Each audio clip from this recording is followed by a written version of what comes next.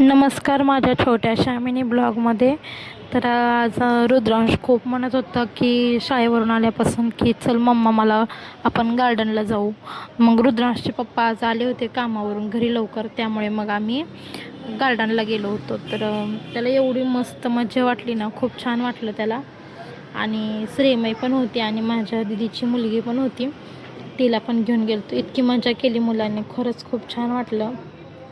असं एकदा तरी आठवड्यातून एकदा तरी घेऊन जायलाच पाहिजे मुलांना, कारण घरात बसून त्यांना पण बोर होतं. आणि त्यामुळे मग असं खेळायला घेऊन गेले की थोडीशी ॲक्टिव्हिटी वगैरे करतात मुलं, छान खेळतात, त्यांचं मन पण खूप छान होई करतं.